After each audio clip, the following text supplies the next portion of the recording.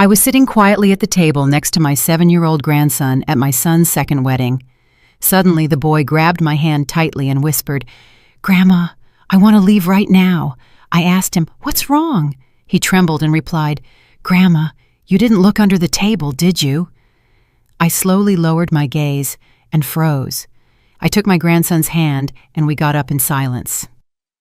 I'm so glad you're here. If you're watching this video, please like and subscribe to the channel and tell me in the comments where you're listening to my story of revenge from. I want to know how far it has reached. I was sitting in the middle of the wedding hall, a ballroom aglow with candlelight, right next to my little grandson, the boy I love more than life itself. Today was the wedding of my son, Alex, to his second wife, Ava. My little boy, Leo, was busy pushing his red toy car back and forth across the immaculate white tablecloth. His clear eyes seemed immersed in a world of his own, where the noise of the adults around him didn't exist. I looked at him, and my heart softened. I carefully straightened the tiny bow tie at his neck, a gesture as gentle as if I were caressing the memory of his mother, Maria, whose every tender smile I still remember as if it were yesterday. The soft melody of the jazz band filled the room, blending with the murmur of conversations and the clinking of wine glasses. The ballroom was decorated with impressive luxury, with arrangements of pristine white roses on every table, and the candlelight reflected on the gleaming silver plates. I looked up, searching for Alex. He was busy going from table to table, toasting to thank the guests, with a radiant smile that seemed to want to hide the emptiness I knew he still carried in his heart since Maria left. In the distance, Ava, my son's new wife, stunning in her beaded wedding dress, posed for photos with her friends.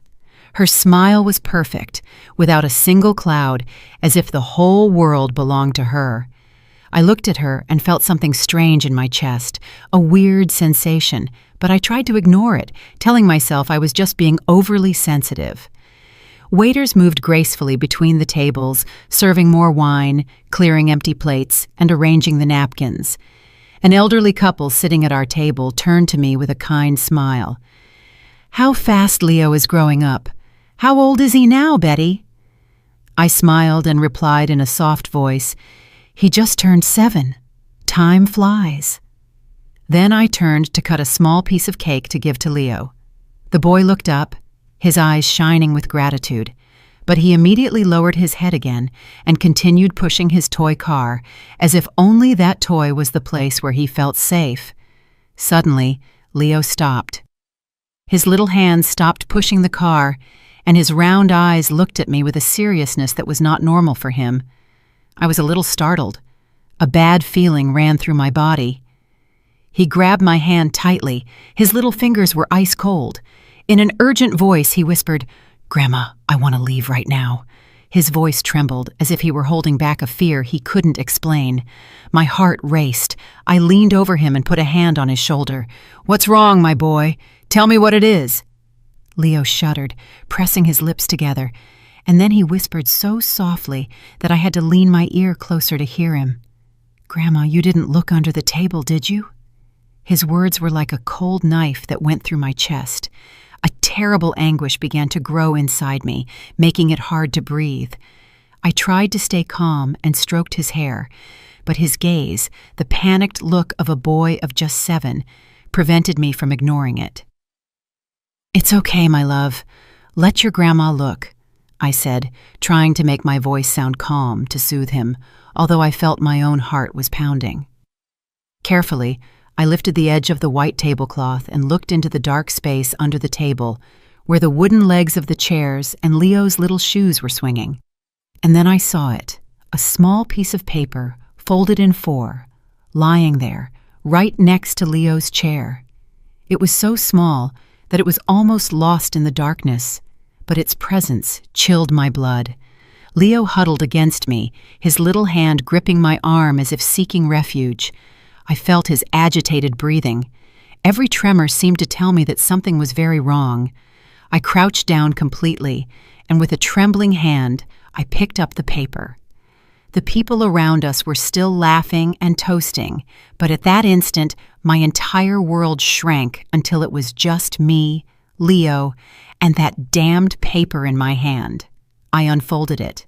The dim candlelight on the table was enough to read the scribbled words, "Table 8, add shrimp to the child's serving." A few words, but they were like a direct punch to my heart. I felt the blood turn to ice in my veins and the air get stuck in my chest. Leo is severely allergic to shrimp, something my whole family knows perfectly well. A single piece of shrimp would be enough to put his life in danger. Who could have written this? Who could be so cruel? Right on my son's wedding day. I squeezed Leo's hand, feeling his little fingers tremble in mine. I stood up abruptly, not caring about the surprised looks from the people around me.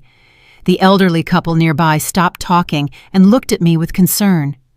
I hugged Leo with all my strength, as if I feared he would vanish if I let him go. The laughter and music continued, but for me, everything had become a heavy, suffocating silence. Memories of other times flooded my mind, taking me out of that gleaming wedding hall and back to the years when our family was whole. I once thought my son's home would always be filled with laughter, but life, like a sudden gust of wind, extinguished that flame of happiness, leaving me with scars that would never heal. I remember Maria, my first daughter-in-law, like I remember the morning sunlight streaming through the window at dawn. Her smile was tender and warm. She always made me feel like I was in the arms of a true daughter. Maria never raised her voice, never did anything that worried me. She was one of those people who just by looking at them made you feel at peace. I still remember those very windy afternoons in the suburbs of Phoenix when I would arrive at Alex and Maria's little house. The laughter of Leo, who had just started to walk, echoed in the backyard as he chased a colorful rubber ball. Maria would be on the porch with a basket of freshly picked vegetables, smiling as she watched her son. "Mom, Betty, try the chili I made. See what you think," she would often say to me, her voice full of pride as she placed the warm bowl in front of me.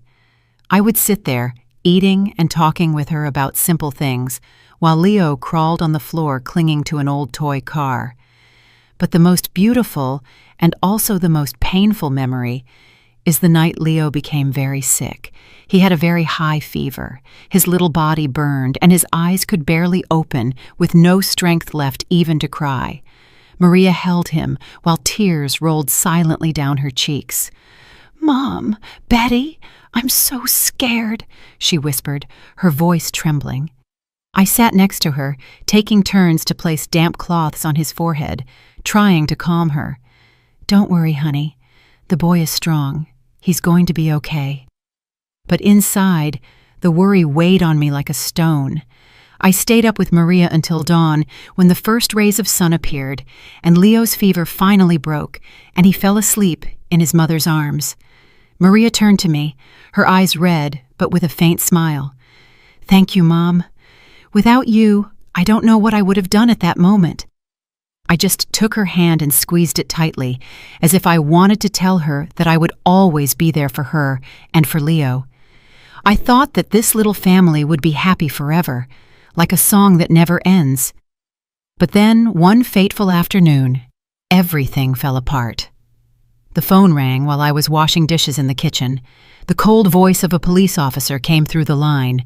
"Mrs. Williams, we regret to inform you that there has been an accident." I don't remember how I finished hearing the sentence. I just know that my hands were shaking so much that I dropped a plate on the floor and it shattered.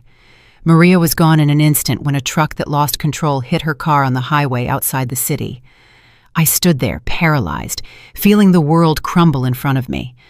Maria's funeral was on a day of torrential rain. The drops fell nonstop, as if the sky was also crying for her. Leo, who was only 4 years old then, was in my arms, confused, looking at everyone with his innocent eyes, not understanding what was happening. "Grandma, where is my mommy?" he asked in his little voice. I hugged him tightly, swallowing my tears, and whispered, "Your mommy is in a very beautiful place, my love." But inside I felt shattered. Alex, my son, collapsed in front of the coffin, his shoulders shaking, and he couldn't say a word. I knew he was trying to be strong, but his gaze was empty, as if a part of his soul had gone with Maria. After that tragedy, Alex changed completely. He buried himself in work. He would leave home very early and wouldn't return until Leo was already asleep. I understood that he was running away, trying to fill that immense void in his heart with endless days of work. But Leo, my poor boy, suffered the most. He started talking less. His gaze was often sad, as if he was waiting for a miracle that would bring his mother back. I became his only support. I took him to school every morning and sat by his bed every night to rock him. "Grandma, tell me a story about my mommy," he would often ask me, and I would tell them to him in a choked voice, talking about the times Maria sang to him to sleep, how she cut his fruit into little pieces to make him his favorite dessert. Each story was an attempt to keep Maria's image alive in Leo's mind and in my heart. Lucy, my adopted daughter, also became an essential part of those days. With her warm heart and skilled hands, she would come to the house often, bringing coloring books or cookies she had baked herself. Lucy loved Leo as if he were her own little brother. She would carry him, teach him to read, or sit for hours with him at the table to help him with his clumsy drawings. "Look, Leo, your house turned out prettier than mine," she would say, laughing in her voice as clear as a bell. But sometimes I would catch Lucy looking at Alex when he entered the house in silence after a long day of work. It was a deep look that contained something more than a simple sibling affection. I saw it, but I decided not to say anything. Maybe I was afraid that if I brought up the subject, I would break the fragile stability of what was left of our family. Alex's house slowly became devoid of laughter, but thanks to Lucy and Leo, the family flame remained lit, even if it was weakly. I did everything possible to keep that flame from going out, but in the depths of my heart, I knew that both Alex and I lived with wounds that had never healed. Every time I saw Leo sleeping, I saw Maria's features on his little face, and my heart would ache again. The memory of that afternoon is still as clear in my mind as if time had not passed. I was sitting in my small living room, listening to the sparrows singing in the yard, with a heart full of mixed feelings. It was the first time my son Alex was bringing Ava home to introduce her. I tried to open my heart. I tried to see this young woman through the eyes of a mother who wants her son to find happiness again after so much pain. But deep down, I couldn't shake a feeling of unease, like a cold wind that made me shiver. That afternoon, Alex arrived later than usual. I was in the kitchen preparing the tacos that Leo loves so much when I heard the door open. Alex came in with a strange glow on his face. His eyes lit up as they were in his youth, when he used to talk about Maria with a passion he couldn't hide. "Mom," he said in a choked voice, leaning against the doorframe, "I want you to meet someone." I stopped what I was doing and looked at him, feeling a bit of nervousness. "Someone special?" I asked, trying to keep my voice calm. Alex smiled, a smile I hadn't seen in a long time. "Yes, you're going to like her very much," he said, full of confidence. I nodded. I wiped my hands on my apron, trying to hide the worry that was starting to grow in me. After Maria, I wasn't sure anyone could fill the void she left, not only for Alex, but also for Leo and for me. That night, Ava appeared. She entered my house in an elegant light blue dress, her hair perfectly styled in waves that framed her face, and her lips painted a soft red that curved into a smile. That smile, I must admit, was charming, as if she had rehearsed it to please anyone. "It's a pleasure to meet you, Mrs. Williams," she said, in a sweet voice, bowing her head slightly. I returned her smile, invited her in, and served her a cup of hot, aromatic coffee. "Your house is so cozy," Ava said, as her eyes scanned the family photos hanging on the wall, where there was one of Maria hugging a very tiny Leo. I nodded and thanked her, but her eyes lingered on that photo longer than I would have liked, and I wasn't sure if I liked that. Dinner went on in an atmosphere that I tried to make as friendly as possible. I placed the dishes I had prepared all afternoon on the table: tacos wrapped in corn tortillas, a plate of enchiladas with red sauce, and a fresh salad with mango, Leo's favorite dish. Alex sat next to Ava, his eyes never leaving her. His happiness was visible in every gesture. "Mom, Ava works in marketing at my company. She's very good at what she does," he said, his voice full of pride. Ava smiled. She served me an enchilada with a delicate but calculated movement. "Mrs. Williams, this is delicious. You have to teach me how to make it," she said, giving me a friendly look. I smiled and responded politely, but a small part of me remained uneasy. There was something about the way she spoke, the way she laughed, that made me feel like I was watching a very well-staged play. Leo, my grandson, was sitting at the head of the table, strangely quiet. He, who normally wouldn't stop talking about school, that night just picked at his food without lifting his head once. I noticed that he was avoiding Ava's gaze, as if he was trying to hide in a safe corner. Ava leaned over, took a chocolate bar from her purse, and placed it in front of Leo with a radiant smile. "This is for you. It's very good, Leo," she said in a voice as sweet as if she were trying to win him over. But Leo remained still, his little hands gripping his silverware, and then he simply turned his face away without touching the chocolate. I saw a flash of fear in his eyes and felt as if my heart would shrink. Alex frowned, about to scold his son. "Leo, what's wrong with you? Ava is giving you some candy." I quickly intervened. "It's nothing. He's probably a little tired. Leave him be, son." Alex sighed, but didn't say anything else, and turned to serve Ava more wine, as if he wanted to lighten the mood. Lucy, my adopted daughter, was also at dinner. She sat across from me, eating in silence, but I noticed how her gaze darkened when Ava took Alex's hand under the table. Lucy has always been a very sensitive girl, and I know she loves Alex like a brother, but sometimes I wonder if that feeling isn't deeper. When Ava took Alex's hand, Lucy's hand stopped over her glass, and I saw her fingers tighten a little. She didn't say anything. She just lowered her head and continued eating. But that silence was heavier than any words. I wanted to ask her. I wanted to understand what was making her sad, but I knew it wasn't the right time. After dinner, Ava insisted on washing the dishes, even though I refused several times. "Mrs. Williams, let me. You rest," she said with overflowing enthusiasm. I reluctantly agreed and watched her go into the kitchen, roll up her sleeves, and hum a cheerful tune while she cleaned. I must admit that she did everything impeccably. The dishes were neatly stacked and the sink was sparkling. For a moment I thought, this girl seems very caring. But then, when I went out into the living room, I saw Leo sitting, coloring with his little hands clutching a crayon. Ava approached and sat down next to him, praising him. "You draw so well, Leo. What is it? Let me see."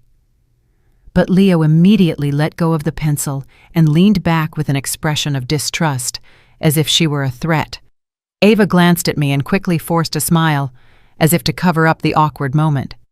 "What a shy boy," she said in the same sweet voice. But I saw something strange flash in her eyes. Alex, meanwhile, didn't seem to notice anything out of the ordinary. He was busy serving more wine, telling funny anecdotes from work, and laughing loudly every time Ava told a joke. The introduction ended with my son completely satisfied, seeing Ava off at the door, with his eyes fixed on her, as if there was no one else in the world. I stood there, watching them walk away with a strange feeling in my heart, as if something wasn't quite right. Time passed, and Ava gradually became a part of our lives. One weekend morning, with the bright California sun flooding the living room through the windows, I was knitting a scarf when Ava appeared, smiling from ear to ear. "Mrs. Williams, I want to take Leo to the park today. Is that okay?" she asked, her voice full of enthusiasm. I looked at Leo, who was on the floor, playing with his wooden blocks, his face expressionless. "Of course, I'm sure he'd love it," I replied, forcing a smile. Even though I felt a little doubt inside, Alex had gone to work, and I thought maybe a little fresh air would do Leo good. Ava took Leo's hand and led him toward the door while I watched them go with a strange heaviness in my heart.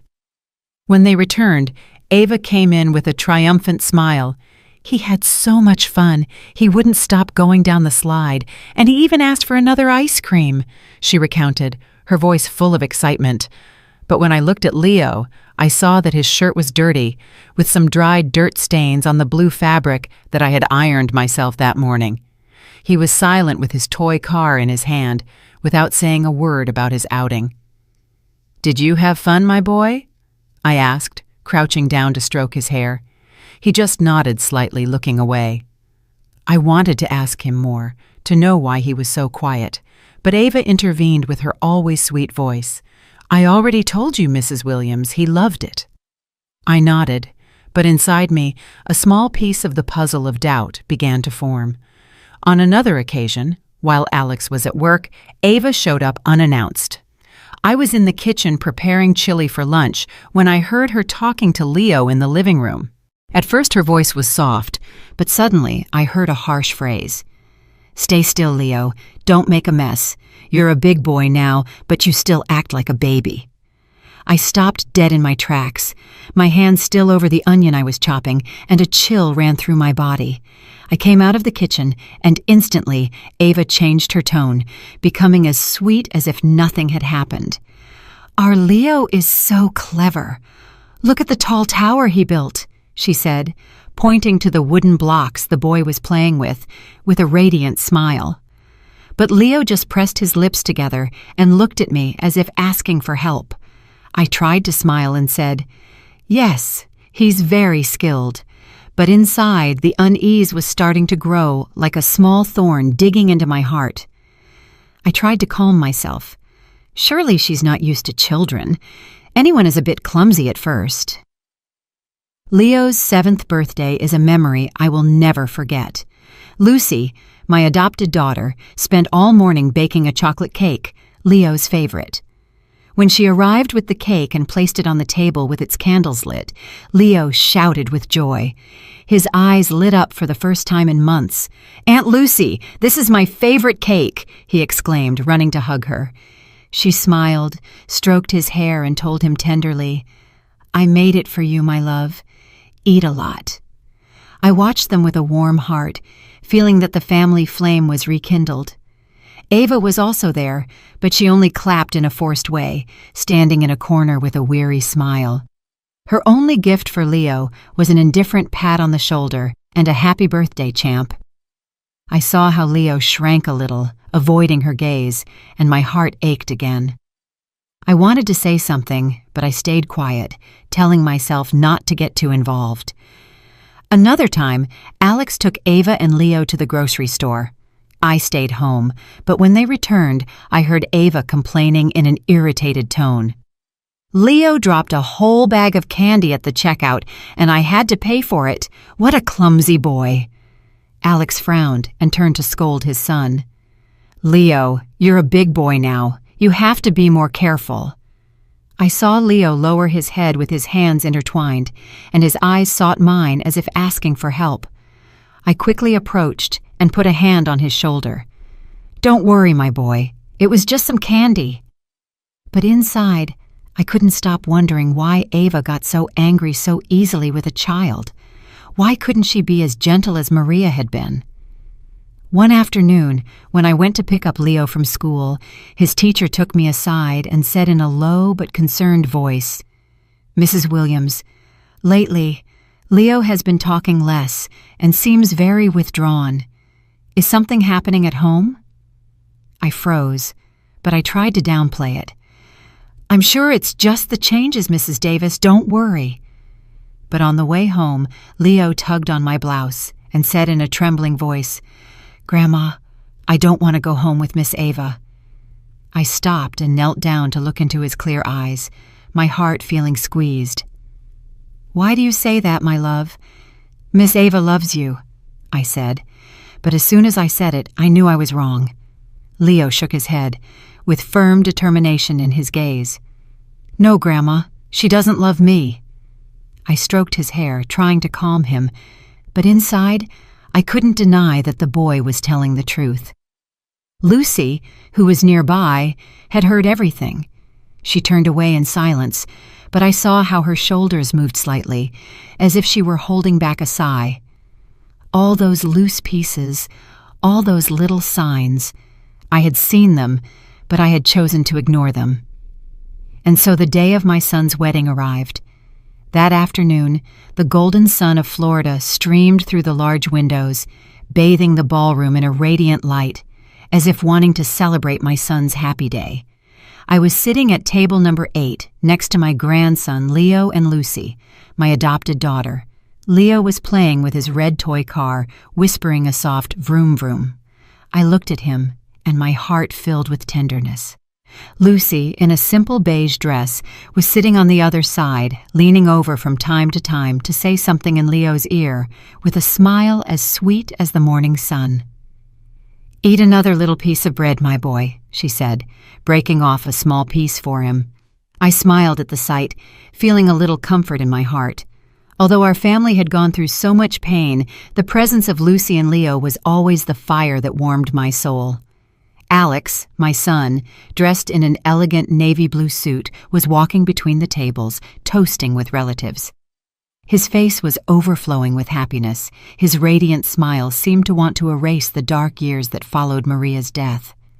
I looked at him, feeling a mix of pride and sadness.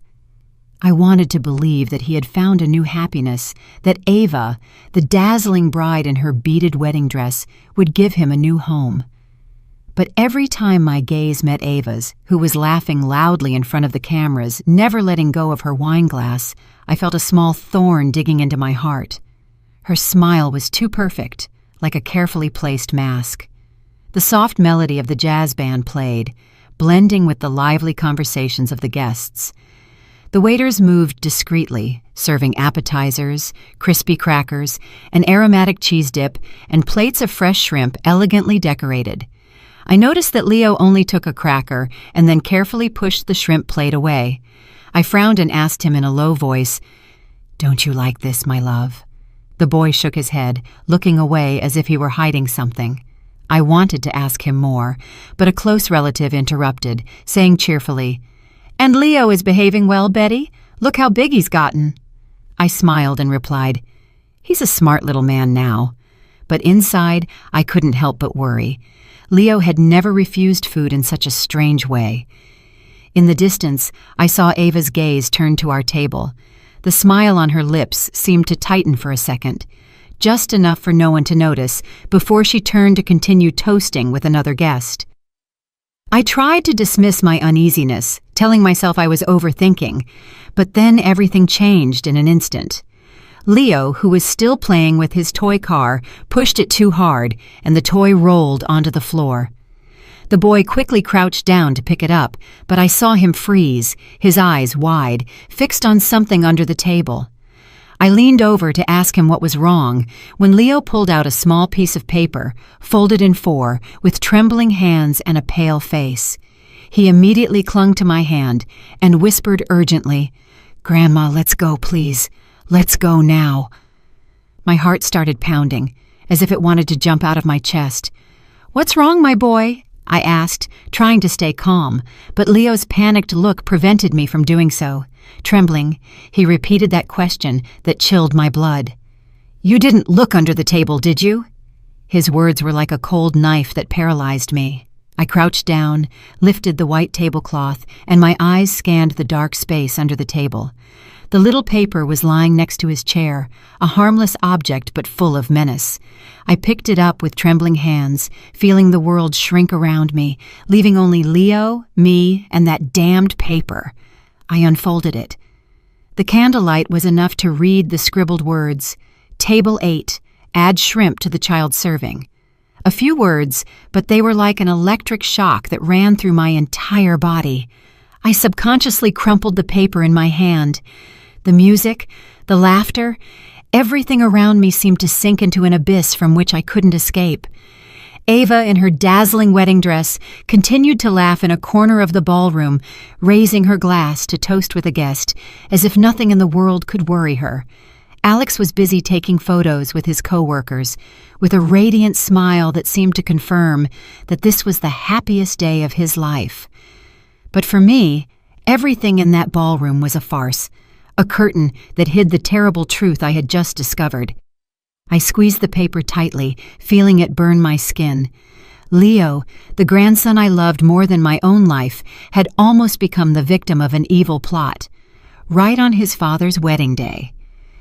I turned to Lucy, my adopted daughter, who was sitting next to Leo. Her eyes were filled with concern when she saw my expression. "Take care of Leo, please," I said, trying to stay calm, although I knew I couldn't hide the tremor in my voice. Lucy nodded, pulling Leo closer to her and hugging him tightly like a protective shield. "Where are you going?" she asked me in a low voice, but full of anguish. I just shook my head without answering because I didn't even know what I was going to do next.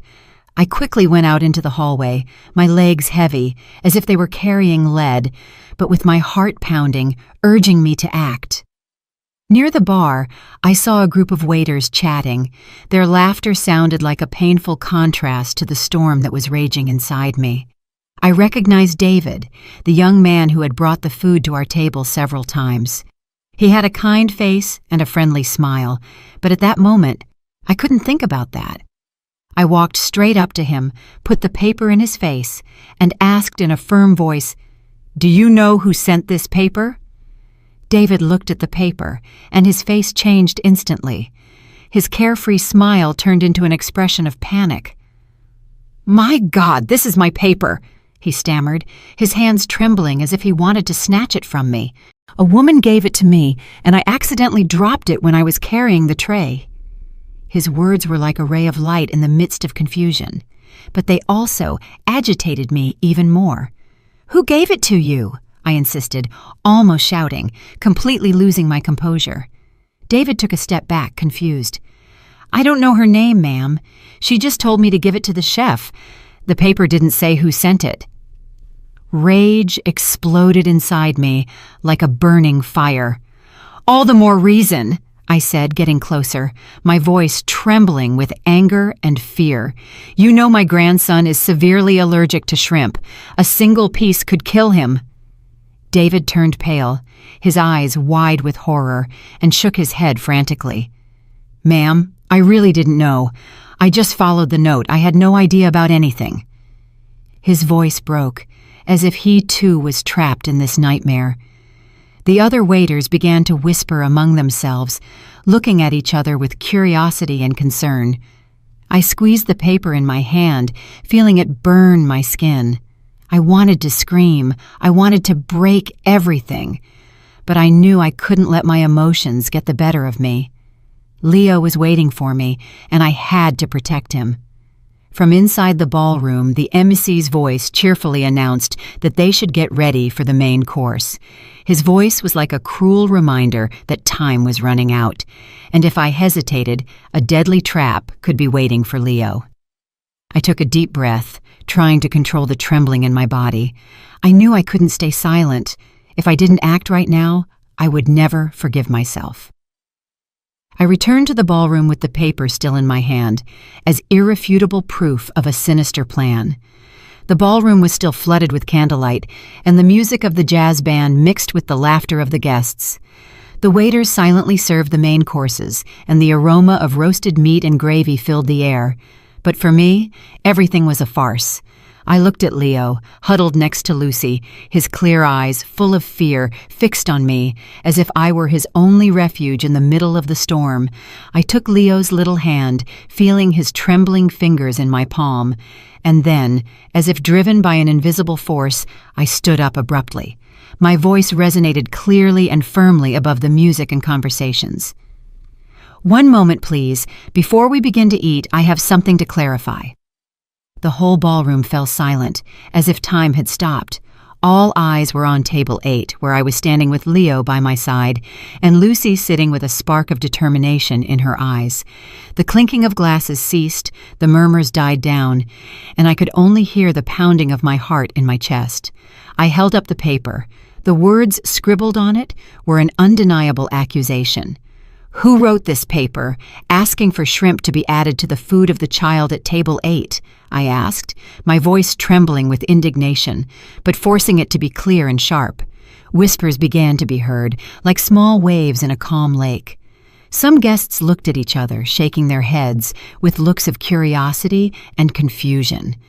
I felt Leo's gaze fixed on me, as if he were begging me to do something to protect him. Alex ran from another table with a smile on his face that quickly turned to concern when he saw my expression. "Mom, what's going on?" he asked, completely bewildered. I didn't answer him immediately. I just put the paper on the table and pushed it towards him. "Read it yourself," I said in a harsh voice, although inside I was a mess. Alex took the paper. His eyes scanned the words, and I saw his face turn pale and his hands tremble slightly. "What does this mean?" he asked, stunned, looking at me and then at Leo, as if searching for a logical explanation. Ava, in her dazzling wedding dress, approached, frowning with a perfectly feigned surprise. "What is all this? Some kind of bad joke?" she said in a soft voice, but I noticed a flash of panic in her eyes. I looked at her directly in the eyes, my heart gripped by anger and fear. "My grandson is allergic to shrimp," I said, my voice trembling with indignation. "This is not a joke. This is an attempt at murder." My words fell like thunder, plunging the ballroom into a deathly silence. Some guests' mouths dropped open in astonishment, while others began to whisper, their eyes moving from me to Ava. Ava let out a forced laugh, a mask to maintain her composure. "Excuse me, Mrs. Williams, but there's no name on the paper. Are you going to believe a story that a child who found it made up?" she said with a mocking tone, trying to make me look like a paranoid old woman. Some guests began to comment doubtfully. "Maybe it's a misunderstanding. Who would do something like that at a wedding?" The blood boiled in my veins. Ava's audacity left me almost speechless. I wanted to scream. I wanted to tear off that wedding dress to reveal the truth. But I knew I had to remain calm, for Leo, for my family. Suddenly, Lucy stood up, hugging Leo tightly, her eyes reddened and fixed on Ava. "That's enough, Ava." Her voice sounded cold but full of pain, as if she couldn't contain herself any longer. Lucy stepped forward and slapped her, a smack that echoed throughout the ballroom. The dry, resounding sound broke the silence and the falsehood. Everyone froze, including me. Ava put a hand to her cheek, her eyes wide with shock, and then turned to Alex, sobbing. "You see? She's crazy with jealousy, and that's why she's attacking me. What have I done to deserve this?" Lucy didn't back down, her fists clenched and her voice broken with rage. "The only wicked person here is you. You wanted to harm an innocent child at your own wedding." Her words were like a knife that cut through the heavy air of the ballroom. The looks of doubt began to center on Ava, and I saw her freeze, her false smile fading. Alex was motionless. His gaze went from me to Lucy and Ava, as if he were trapped between two worlds. "Lucy, calm down," he said in a trembling voice, but I knew he was no longer sure who to believe. The murmurs of the guests grew like a tide that carried all eyes toward me, toward Ava, and toward Leo, my little grandson who was trembling in Lucy's arms. Ava tried to maintain her false calm, but I saw her hands shake when she spoke. "This is a slander. I'm sure someone put that paper there to ruin our wedding." Her voice was sharp, but I noticed the panic in her eyes, as if her perfect mask was starting to crack. I couldn't stand her audacity anymore. The anger inside me exploded like a fire that consumed all my patience. I hit the table hard, making the glasses shake. "That's enough!" I shouted in a voice so cold that it silenced even the music of the jazz band. "David, come here." The young waiter, David, approached from a corner, his face pale with fear. His eyes darted from side to side as if he were trapped between the truth and the storm that was coming. I showed him the paper, my voice trembling but firm. "Confirm it. Is this the paper you received?" David nodded repeatedly, stammering. "Yes, ma'am, it is. A woman from the other table gave it to me, and I accidentally dropped it when I was carrying the tray." He lowered his head as if he wanted to avoid my gaze. I felt my blood boil, but I forced myself to stay calm because I knew everyone in the ballroom was watching. Ava hurried to interrupt in a sharp, almost desperate voice. "You're mistaken. I don't know anything about that." But before she could respond, a weak voice full of pain was heard from behind.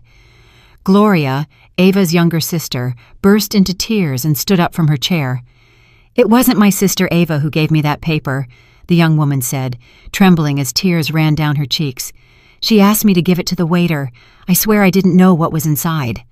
A murmur of astonishment ran through the ballroom.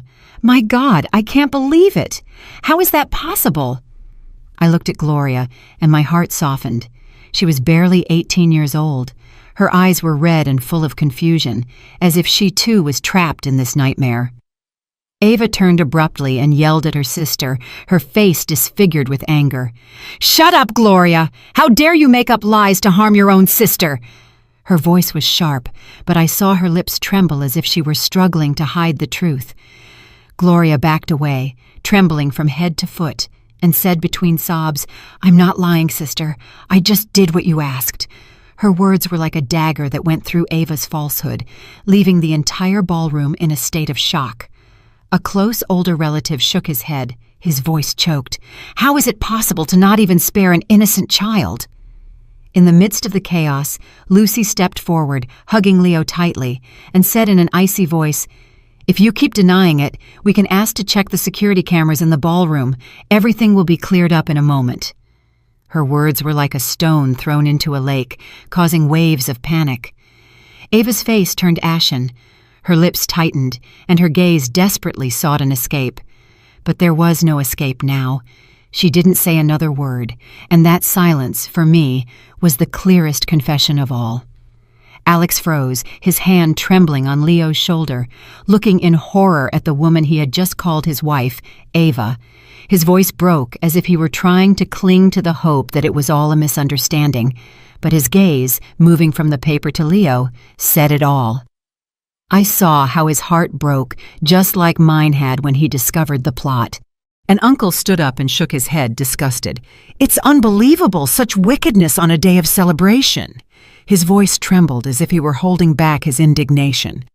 After Lucy's challenge about the security cameras, a deadly silence took over the ballroom.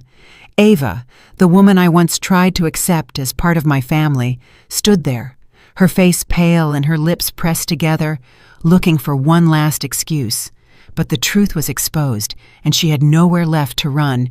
Alex, my son, walked slowly toward her, his face tense and his eyes red, and asked her, "Ava, tell me the truth. Is it true?" His voice trembled as if he were begging for a glimmer of hope that it was all a mistake. But I knew that deep down, he also felt the painful truth. Ava took a step back, trying to force a twisted smile, but her eyes betrayed her panic. "You don't believe me?" she said in a broken voice, as if trying to cling to the last drop of Alex's trust. "It's all their plan. I didn't do anything." But her words sounded weak, like a wind about to die out before a storm. I looked at her, my heart heavy with indignation and pain. This woman I thought would bring my son happiness was now standing in front of me like a stranger, a danger I hadn't seen before. Lucy, my adopted daughter, put a hand on Alex's shoulder and said in a voice she was holding back with all her might, "Leo almost died because of this woman." Her words were as sharp as a knife. Ava yelled desperately, "Shut up! You're just a jealous intruder!" But Lucy didn't move. She was trembling with rage, but stood firm like a shield for Leo. "How dare you call me jealous?" Lucy responded in an icy voice. "Look this child in the eyes and tell me you didn't try to hurt him." Leo clung to me, his little hand squeezing mine, as if he feared being dragged into that nightmare. The guests began to stand up. The festive atmosphere had completely broken. A relative of our family, Mr. Johnson, hit the table with anger. "This is a disgrace. We can't let this go." Murmurs of support were heard like waves that grew and drowned Ava in everyone's looks of contempt. Alex, trapped between truth and love, cried out, his voice broken with pain and indignation. "Leo is my son! You tried to kill my son at our own wedding!" His words were like a direct stab to Ava's heart, and I saw her burst into tears. But those tears, I knew, were not of repentance, but of being discovered.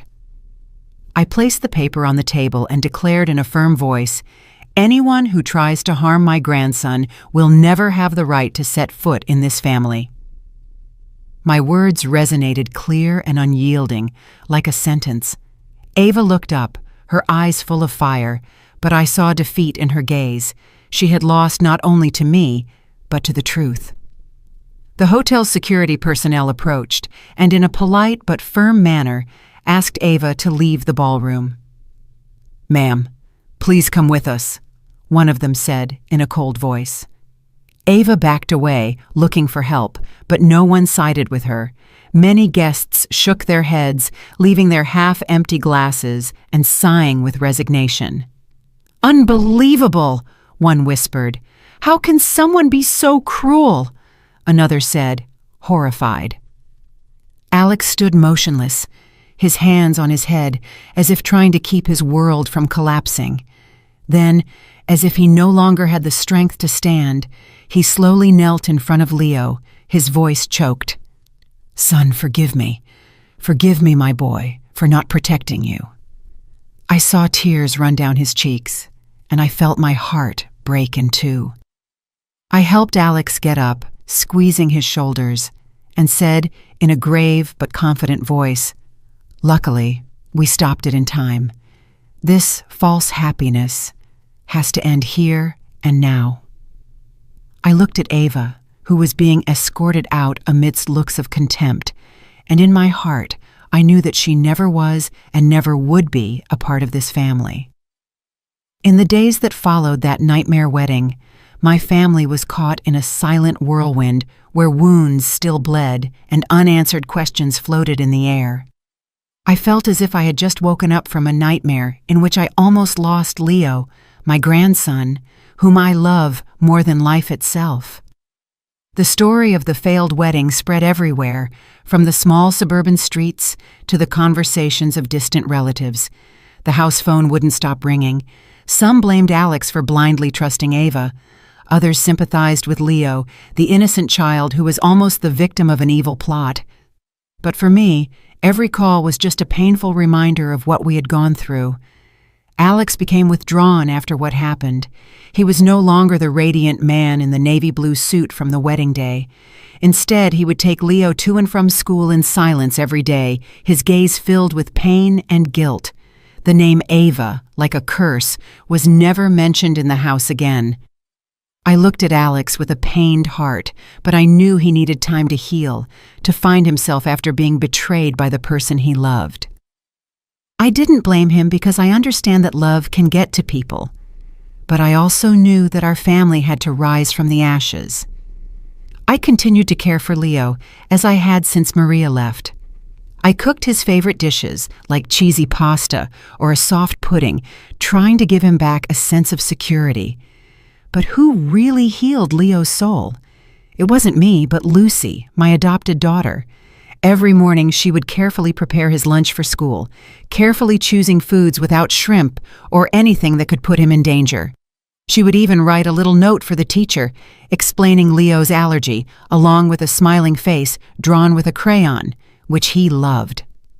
"Aunt Lucy, you draw so well," Leo would exclaim when he opened his lunchbox, and I would see his eyes light up, as if a part of his innocence had returned. Every afternoon, Lucy would take Leo to the nearby park. I used to watch them from a distance, seeing how she taught him to fly a kite, showing him how to hold the string so it would fly high. Once Leo fell off the slide, and Lucy ran to him, picked him up, brushed the dust off his clothes, and whispered, "It's okay, my love. I'm here." Leo's clear laughter echoed, a sound I thought I had lost forever, and which was now like a balm for my heart. I looked at Lucy with infinite gratitude, because she was not only a sister to him, but also like a second mother, filling the void that Maria had left. One night, When Leo had a high fever, I saw Lucy spend the night by his side. She sat on a chair next to the bed, placing damp cloths on his forehead, while she quietly told him the story of a brave sparrow that flew through a storm. I stood at the door, watching in silence, and I realized that Alex's gaze followed Lucy for a long time. It was a complex look, full of gratitude and remorse, as if he was realizing something he had ignored for a long time. I didn't say anything. I just retreated in silence, giving them their space. But in my heart, I began to hope that maybe there was a light at the end of our family's dark tunnel. One night, during one of the rare dinners where we were all sitting together around the table with the warm pasta I had prepared, Leo suddenly looked up, his clear eyes fixed on Lucy.